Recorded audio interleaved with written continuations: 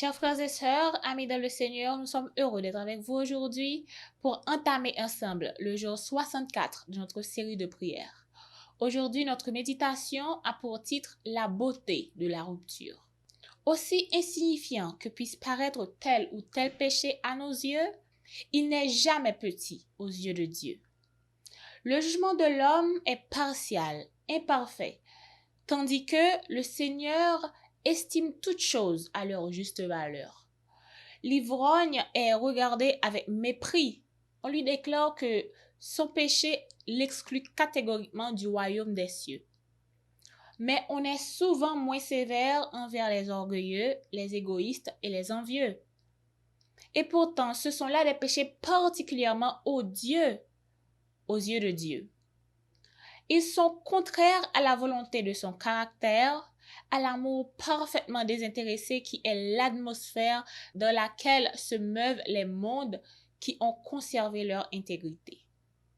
Celui qui tombe dans quelque faute grossière peut avoir le sentiment de son humiliation et de sa pauvreté, et même de son besoin d'un sauveur. Mais l'orgueilleux n'éprouve aucun besoin. Il ferme son cœur au Christ et se prive des bienfaits infinis qu'il est venu apporter. Aujourd'hui, pourquoi sommes-nous reconnaissants? Quels sont nos sujets de gratitude? Marlene a dit, nous louons le Seigneur dès que pendant les 100 jours de prière, pendant cette pandémie, Dieu nous a assuré un emploi, de la nourriture et un abri. Le Seigneur nous a également condamnés à aller à la campagne.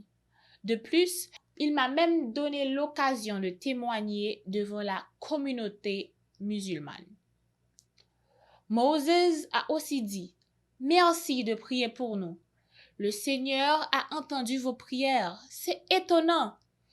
Pendant la période de confinement national en Namibie, environ 1100 personnes se sont inscrites à des cours bibliques dont 70% d'entre elles ne sont pas des adventistes du 7e jour. Aujourd'hui, nous prions.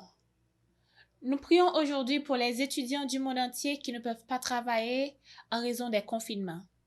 Nous prions pour que Dieu leur fournisse les moyens financiers nécessaires afin de payer les frais de scolarité.